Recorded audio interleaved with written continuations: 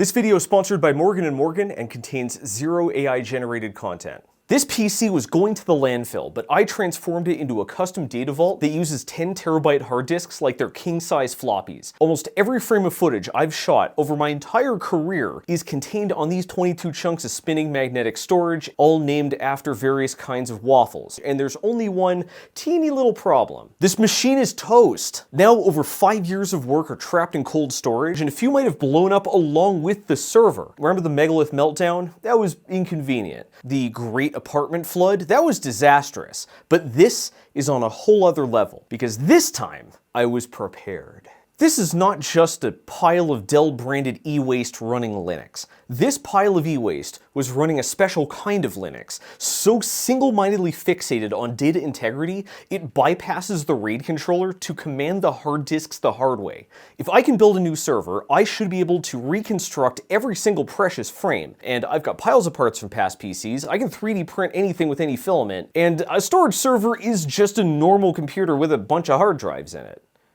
Right?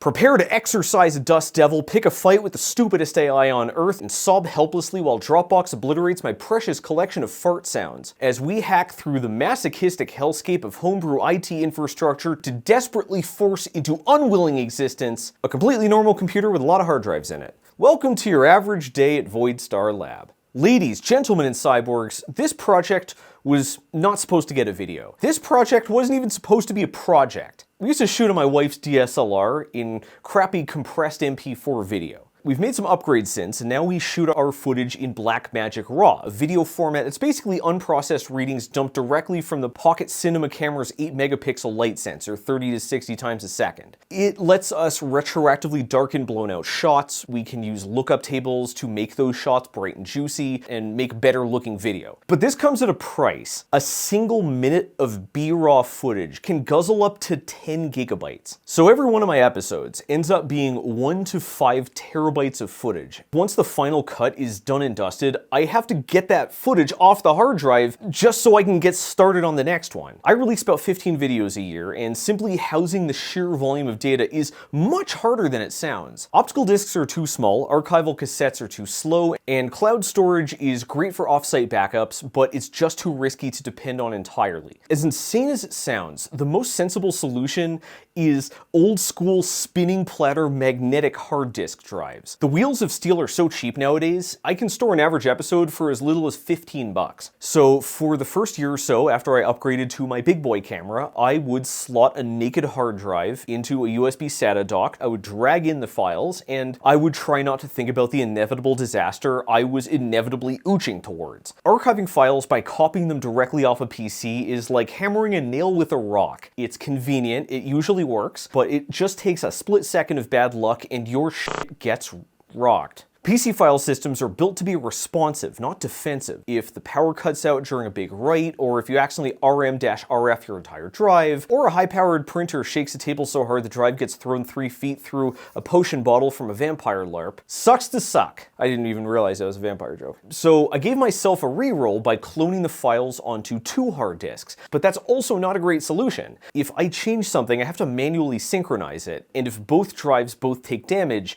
I can't reconstruct one usable file from 2 corrupted ones. So I did something highly uncharacteristic. I asked other people. Welcome back, I'm That Chemist, and here's my NAS where I keep all of my videos after I'm done recording them. Pre-built NAS devices can get pretty expensive, but it turns out it's not that hard to make one yourself. All you need is a trash PC and TrueNAS. This is a fork of Debian Linux so intensely focused on safely storing and serving data over a local area network, it barely resembles Linux at all. It doesn't just come preloaded with every networking daemon, setup wizard, and hardware driver you'll ever possibly need. It is also packing a seemingly bottomless arsenal of world-class countermeasures to secure, contain, and protect each bit from all sorts of damage. The whole defense grid is baked in at such a low level, it actually tells the RAID chipset that normally drives the drives to fuck off, so it can directly control the hard drive's internal microcontrollers. As it happened, my parents were getting rid of some old office equipment as they prepared for retirement, and a few items, like this Dell workstation, were just too outdated to even donate. But since TrueNAS is bypassing the hardware anyways, it can run fine on almost any computer. So as Brooke and I drove from New York, where we used to live, to Colorado, where we now live, in such a way that we would no longer live in New York and instead live in Colorado, we swung by my parents' place and wedged the PC into our overstuffed rent-a-van. That's the most improbable part of this whole story, because I could barely fit myself in that van.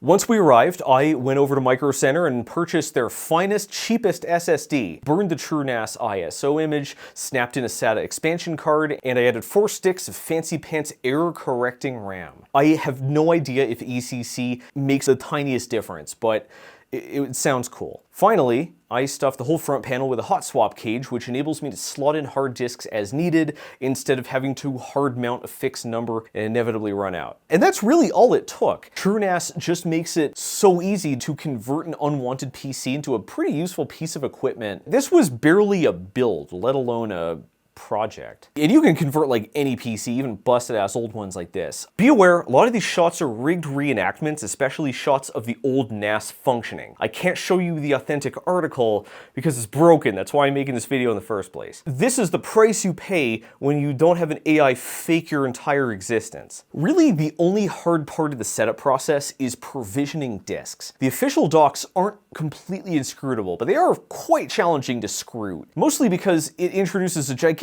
dictionary of obnoxiously nondescript TrueNAS-specific terminology that you have to remember to make heads or tails of it. Fortunately, I have a comprehensive well of knowledge about every form of technology that's ever been created. Unfortunately, I'm also full of shit. This is not an educational video. This is I don't even know why I'm making this video. You install physical drives, which TrueNAS calls disks. You combine the disks into RAID-style composites called pools, and you partition the pools into datasets. You attach the datasets to network file shares like SMB, access the file shares as network drives, and optionally map the network drives to lettered drives on your personal computer. It is a ridiculous level of indirection, but by decoupling the files you see in Windows Explorer from the rotating magnets that actually store their contents, TrueNAS can insert safety features all up and down the chain. So personally, I buy pairs of cheap refurbished hard disks from Amazon, I pool them in mirror mode for redundancy, and I provision a single dataset per pool because drive partitions are a symptom of low testosterone. I bind the datasets to SMB nodes, endpoints, addresses. I'll remind you, I don't know what the fuck I'm talking about. Why do I name them all after waffles? Because lol, I'm so random XD, but also because slotting drives into the hotswap base feels like putting Eggos in a toaster. So when I'm done cutting a video and it's uploaded to YouTube, I just drag the entire folder onto the newest network drive and go take my post-video bath. I can take a pretty long bath because it takes a really long time to shove 8 times 10 to the 12 bits through a 100 megabit Ethernet card. Once it's uploaded, I can just delete my local copy and I have a clean workspace to start my next episode. If I ever need to access that video, I can just grab it on the network drive. Because the Ethernet's so slow, the network drive is too slow to edit directly from, but in a pinch, I can access my old videos. When the pool's about 80% full, I eject the disks, slot in a fresh pair, and further loosen the definition of waffle to name it. You don't want to actually fully fill the pool, because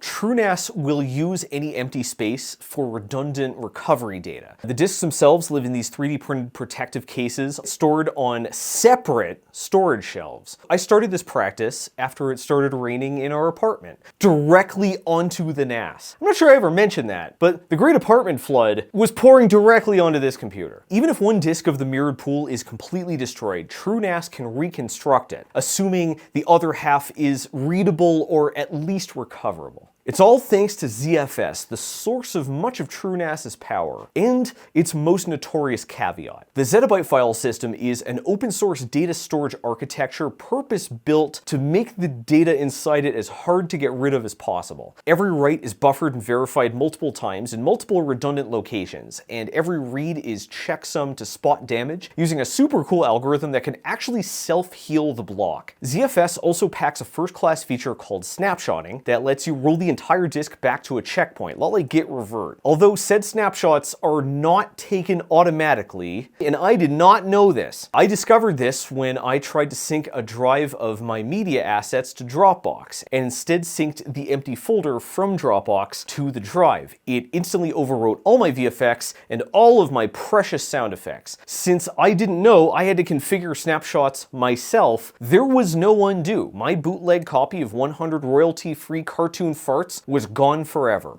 This is why recent videos use a completely different set of sound effects than my earliest videos. I clobbered them all with an empty Dropbox folder. Just an average day of Voidstar Lab. But yeah, as long as the user isn't a total fucking idiot, ZFS makes it pretty hard to lose anything, exponentially so if the pool is mirrored. The downside is you can't access ZFS pools, reading or writing, on Windows or Macs. At least not remotely, practically, quickly, or safely. Linux is obviously a different story, but mounting ZFS is deceptively tricky and very easy to screw up. This means I can't really use my storage drives without the storage server, and this put me in quite the pickle when said server fucking died. I'm not sure what happened, but I definitely know how. The electrical mains in my workshop are depressingly underpowered. I have a single 15 amp circuit to share between my colossal PC, a dozen 3D printers, all my videography gear, and, of course, my storage server. I'm still saving up to get my electrical redone, and if you chip in at patreon.com/Zack Freedman, it will make a gigantic difference, and I'll love you forever, even though I'll never even know you exist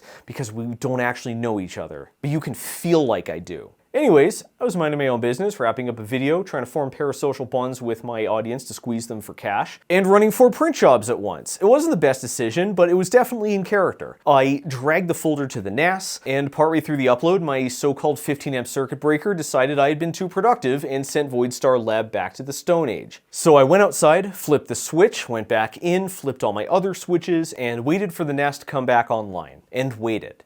And waited. And waited. And waited. As I assumed the position for percussive maintenance, I could tell something was seriously wrong. The lights were flickering, the fans were stopped, and the hard disks had gone from clicking and whizzing to eerie, dead silence. So I plugged in a keyboard and a monitor. I don't know why I picked this one. It's 27 inches.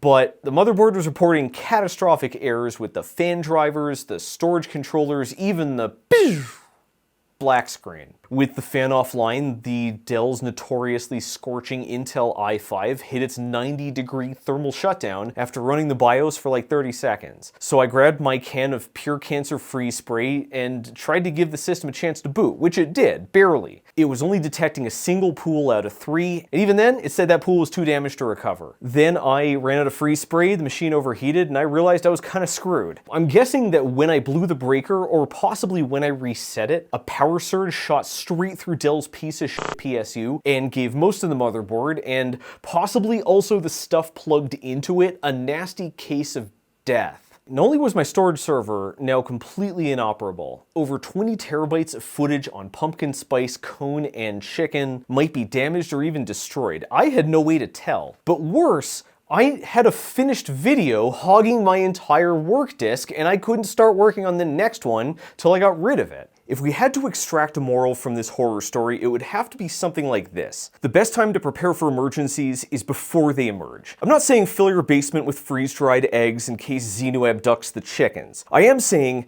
look into lawyers before a knucklehead doing 80 in a Cybertruck starts oogling his AI girlfriend instead of looking for traffic lights. There's a reason you can't trust knuckleheads to know red means stop. Just like there's a reason why Morgan & Morgan is America's largest injury law firm, and the sponsor of this episode. You know how dumb the average person is?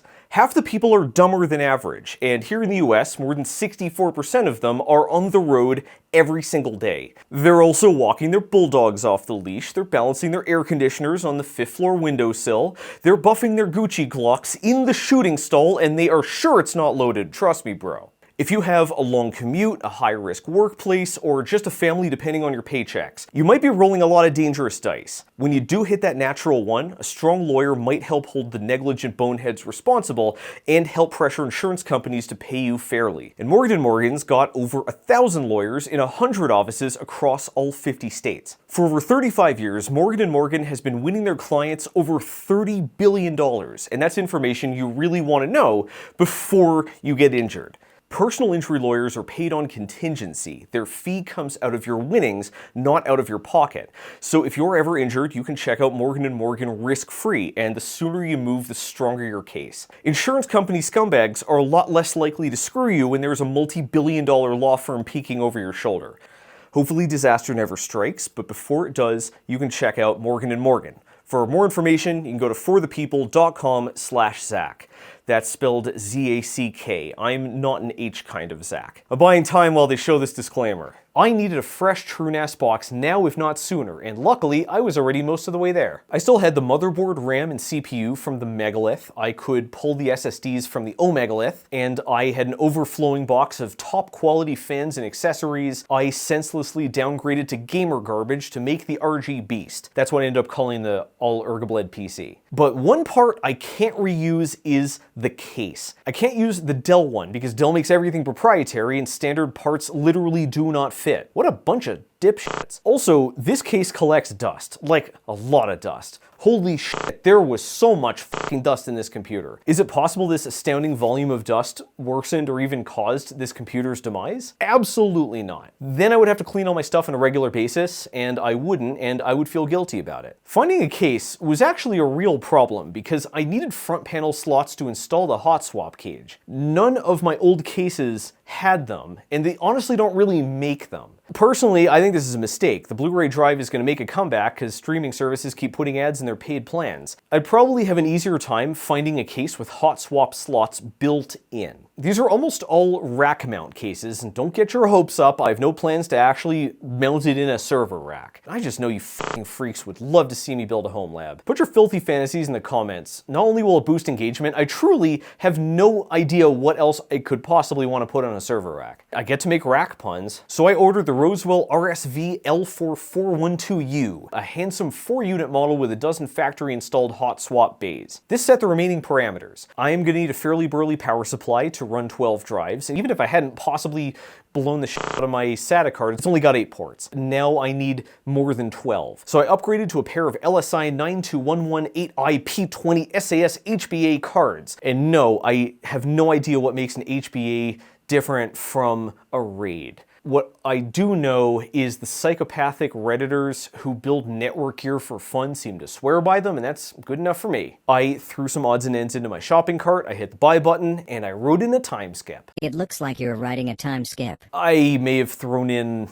a few more odds and ends than I should have. But we have our case, and I didn't realize till I unboxed it, but this thing is fucking enormous. It's almost 50 centimeters wide and deep, and it weighs over 12 kilos empty. For those who use Imperial, metal box, big wide, big heavy. Sex is nice. But have you ever peeled 250 square centimeters of protective film on the first try? Just saying. In a highly uncharacteristic bit of forethought, I decided to prep the motherboard and then put it in the case. This uses the Z270 chipset, which doesn't support error-correcting code. So I'm going to reuse the edgy gamer RAM from the Megalith instead of the serious grown-up sticks from the Dell. Luckily, this RAM is now worth like 6,000% more than I paid for it, so Daddy's getting new commander deck. The priority part to replace is the CPU cooler, because this is the water block that caused the Megalith meltdown. I took great pleasure in ripping out all traces of liquid cooling and yeeting them into low Earth orbit. And yes, I did thoroughly clean the board with 95%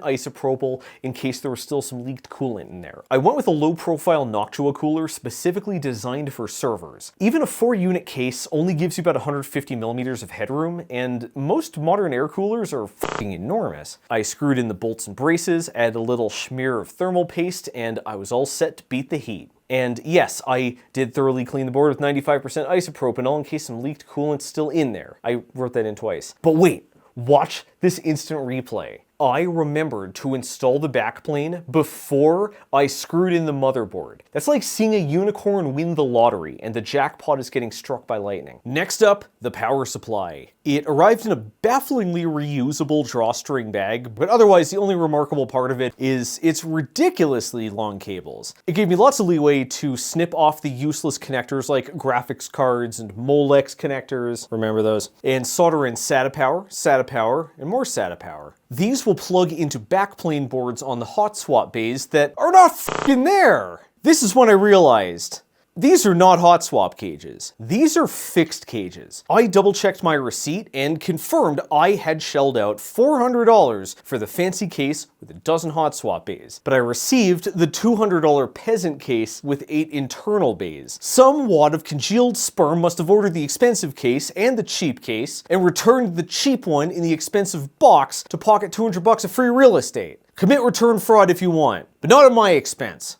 Other people's expense is fine, but not at my expense. Disclaimer, this is a joke. I do not endorse or condone any sort of crime, especially when the video is sponsored by a law firm. So I pulled up Amazon's customer service finger quotes chat window, and the sniveling chatbot asked if the whole package was missing or simply items from inside the package. I said, I got the case, but it looks like it's been tampered with. The bot asked, have I checked my mailbox, garage, and neighbors in case it was delivered there? You know, in case the delivery guy ripped out the hot swap cages, threw in some fixed ones he keeps in his glove box, shoved one of them into the mailbox, threw one through my garage window, and delivered the third one to someone else. Behold the artificial superintelligence of tomorrow! This level of intelligence is what your boss thinks you can be replaced with. This is their opinion of you. Jean Baudrillard asked if I would kindly return the case to get a refund, then reorder another case. I pointed out, even if I hadn't already installed a f***ing computer in it, it weighs 30 pounds, I can't like drop it on the customer service desk at Whole Foods. I would have to wait for ground shipping both ways. I don't have time for that. Benjamin Clanklin responded, I could return the case and then use that return to reorder it. I said, you stealth drop ship this from someone else's warehouse, and you want me to return it there and then count on them to issue me a refund? No. I asked if I could speak to a mammal. It told me I could be on hold for a long, long time. It wasn't quite a threat, but it sure seemed like one. I told it to overwrite itself with a blank Dropbox. It ominously implied I may find myself mired in customer service purgatory until the slumbering old ones rise from the depths to lay bare the hubris of man. I said, when the last black hole in the entire universe finishes dissolving into Hawking radiation, I will still be waiting in this fucking chat. It asked if I was absolutely sure. I told it I was absolutely sure it should download itself into a robot so it could kick rocks. If you're only listening and you're not reading the chat on screen, you should know that this interaction is very slightly exaggerated. Just a little titch. It said, your funeral, buddy. It left, and I prepared for the wait. And roughly 15 seconds later, an actual human employee came online and immediately offered me a partial refund. I know they're human because their grammar was terrible. And a partial refund could actually work. The hot swap cages are sold separately as upgrade parts, so if I could get enough cash back to buy 3 of them, I would end up with exactly what I ordered. He offered enough to buy 1. I said no deal. The Amazon rep fucking left the chat. A few seconds later, another rep came on and sheepishly admitted she couldn't help me because the first guy had transferred me to the Amazon Fresh department. Cheeky bastard. So she left the chat and then a third person came on. Yes, the superhuman algorithmic mind, inevitably rendering human labor obsolete, required 3 humans to clean up its failure. The Human explained Amazon reps are only allowed to issue refunds or gift cards worth 20% of a transaction. So this mad presumed lad also gave me a 20% refund on the power supply, so I'd walk away with a nice clean $100. What a fucking legend. Train the bot on that guy. I know the background changed a little, I had to reshoot this. Forensically reconstructing all this bureaucratic bullshit was really hard. This wasn't quite enough to buy all 3 cages, but honestly, I think I'm actually better off with 2. Cope harder, you beta glasshole. Oh shit, that's me. There aren't any other places to put hard drives in this case, and if I were to put the system disks in the hot swap system, I would eventually eject them because I am an idiot. But before I placed the order, I double-checked the box to confirm I was getting the right model, and I noticed for the first time that this is not the model number of the 12-drive hot swap case. This is the model number of the 8-drive non-hot swap case. There had never been any return fraud. There was no switcheroo. The shady fly-by-night subcontractor that Amazon brokered this sale through and claimed they were selling it just sent me the wrong product. The whole time, I could have just filed a chargeback. Fuck it, bye now. Timesky. I opened up the case. I removed the fixed cages. I unboxed my prize. I lowered it in, and it didn't fit. It took me way too long to realize the hot swap cage snaps in through the front of the case. Let's wire them up. These HBA cards use the serial attached SCSI standard. It is backwards compatible with SATA, but it uses a different connector. It's a good thing there's an adapter cable packed right in with the card. Cards came with cables, right? Time skip. Good thing there's an adapter cable that I remembered to buy separately. Next up, the SATA power cables I soldered up earlier. Except, gee whiz, the hot swap cages don't have SATA power connectors. They have Molex power connectors. Fuck's sake. I plugged in the Molex cables, which are a little shorter and sloppier for some reason. And I prepared a test drive. I installed hard drives to test the system. That's a pun. I do that on my channel. The old hotswap cage just raw dogs naked discs, but the new one requires the discs to be mounted to these latching caddies called sleds. It is a trivial detail with absolutely no ramifications whatsoever, and I'm not even sure why I even mentioned it. I'm certainly not foreshadowing anything. I added a mini monitor that I really should have grabbed instead of the 27-inch bastard, and I deployed a folding keyboard. I crossed my fingers. I pushed the power button, and nothing happened. Forgot to switch it on. I pushed the power button, and nothing happened. I forgot to plug it in. I pushed the power button, and nothing happened because I forgot to plug in the power button. I pushed the power button, and we got lights. We got fans. We've got monospace nonsense raining down the console like that 90s movie about wearing tight leather and taking estrogen that Andrew Tate loves to reference when he's not getting dog walked so hard by a washed up reality TV guy he looks like one of his girlfriends. Wait. What does it mean when it says root mount waiting for cam? And what does it mean when it says that over and over again? What does it mean when it's saying that over and over again for 5 straight minutes? What does it mean when, oh, well, wait, never mind, it actually finished booting? I'm gonna be honest, never saw that coming. My TrueNAS server is working. It's working perfectly. And it's completely oblivious to the fact that I Theseus the ship out of 95% of this machine's hardware. If you ignore the hard parts, this build was surprisingly easy. We've arrived at the scary part. We gotta load the drives and survey the damage. Pumpkin spice was totally fine. Chicken, the pool TrueNAS said was beyond recovery, immediately began recovery. But even with all the redundancy, parity checking, error correction, copy on write, self-healing, and other buzzwords I'm blindly repeating without knowing anything about, a chunk of footage from the pool called Cone was corrupted beyond repair. Luckily, it was all from the Vampire Alchemy LARP video that literally nobody liked, so even though I'm emotionally devastated, if we use the term value in the capitalist sense, nothing of value was lost. I had built a hard-to-kill server to store my footage, it was hard to kill, and now I have an even better server that stores even more footage. None of this, the storage server, the bad puns, or the crazy projects I'm making those puns about, would have any chance of existing without support from our patrons. Become my patron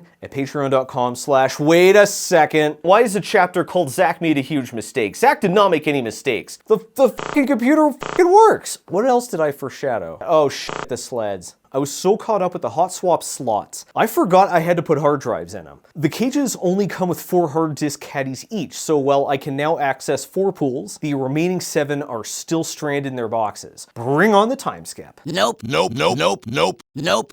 So it turns out Rosewell does not sell extra drive sleds. They don't sell extra drive sleds. They don't sell extra drive sleds. Literally the only way to acquire more hot swap sleds is to buy more hot swap cages. Yeah, I guess I should have checked in advance, but like, who would even consider it a possibility that the makers of a $400 case specifically designed to rapidly swap between hard disks does not sell the part that makes the hard disks rapidly swappable? Like, am I missing something here, or did Rosewell completely forget its own customers will use its own products for those product's intended purposes? A lesser cyborg would say enough is enough and start over with a better chassis. But I'm too smart for that. When you invest time and money and it's not paying off, you should always continue to dump in more time and more money to make the other time and other money retroactively worth spending. They call this the sunk cost fallacy because it massively inflates your losses. And when you inflate a balloon, does it sink or does it float?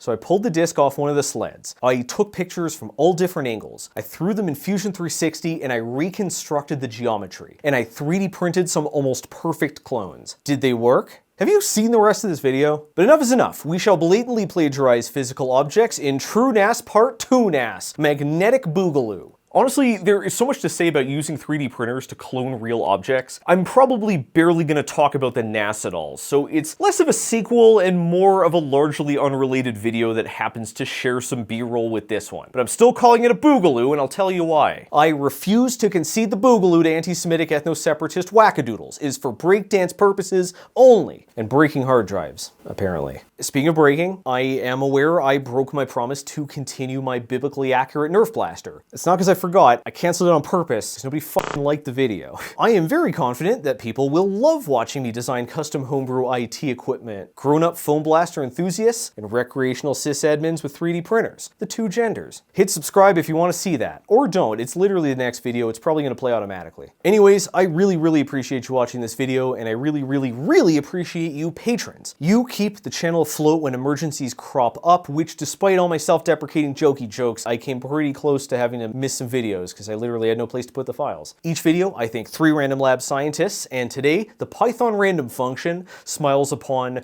Good Hunter Pyrax, Loading M, and Gregorio Juliana. Our insanely generous collaborators aren't merely the bedrock of the channel. They're the whole tectonic video plate and a good quarter mile of content magma. Thank you, Noodles, The Suits Around Our Fun, Scott Rainey, Chuck Me Harder Baby, Turner's A, The Benevolent Misanthrope, Schleppy the Schwagster, SXP, and Zachary Vulpes. I've hidden their names in an incredibly obvious Easter egg, printed their names onto plaques, and slapped those plaques all over my print room. Can you find them? I mean the Easter egg, not the plaques. Like, I literally just told you they're in the print room and it's not that obvious. Then there's the lab assistants, whose long names must be abridged for the greater good. Thank you Michael Horde, Adam the Useless, Reynold H, Cold Dawn, Blammo, Acalia Makes Zack Say Trans Rights Are Human Rights, Moonkin, DBD, Larksimus Prime, Period Clots, Nova Ren, Viwatch, Dan Ryan, Danny Devoid, Rhiannon and Urch, Leo Payton, Big Bird Tommy, Eric, 6A6F, Haley Kerman, Onyx Plague, Michael Creamer, Craft Computing, Bill Moore, Brad Cox, SKL, Good Suck, Storm B, Sticks, Pilgrim Labs, Igor Box, Right to Repair, Paul G, Shane F, Amanishi, Chris, Desby, Notice Assemble, Robert C, Roger of the Great Star Theater, Talon, Kathy and Brent Irvine, this fucking guy, William T, Zash, Sunburnt Cat, Dale B, Tactical Possum, T-Kites, Lucifer, Michael, RoboKeymao, Burndog 3, TR Fullheart, Kermit, CCH, Zach Harvey, VK2K, Elmore, Armakeel, Jack M, Talking Sasquatch, Nuclear, Rusty, Make Fascists Afraid Again, John Zobrist, Quantumly, Krug, Iron Rain, Ergay, Elfinger, Evan K, JB Leonelli, Kink Shaming Walrus, Kevin D, Gridfy.cc, Zan, Joseph R, Mike K, Sarah Clancy, Renaud B, Cookie Categorical Imperative, Spire, 0x, Cameron O, The Krolster, Marcy Level, Robert B, Martin, The Monk, Cullen, Tony G, Quality Doggo, Sir Squeaky Cheese Waffles in a Boat with Extra Pickles and Jelly Bean Parade, Slippy, Crash Doom, Bryn, Melvin 2001, PRD, Lydia K, Deorbital, Callsign Carrot, The Cune, Daniel MMS and Kim, Max Luck, Andy Tux, Chartelos, Stack of Raccoons, Ryrob, Aaron S, Eddie, Cliff H, Love Your Bars, Cameron M, Kufu Soto, Coat Duck didn't tell me to do this, aww. Ad Hoc Law, usually I make Zack say funny things. Yeah, usually you do. Gareth Lewin, Reagan, Scroto, Bill S, Mr. Melvinheimer, Cal Cabal, Agent Max, Leaky Auras, Bob Dobb, Clayton E, Alex P, Ranakai P, Wuhan Express, Zap, Dr. Mrs. Trans Rights, and my dog only eat. Wait, I fucked it up right the last second. And my only dog eats mayonnaise. Is he a best foodle? A Hellman Pinscher? Perhaps a Miracle Whippet. Seriously though, don't feed dogs fatty foods, they'll get pancreatitis. Thank you for watching, and I'll see you in the future.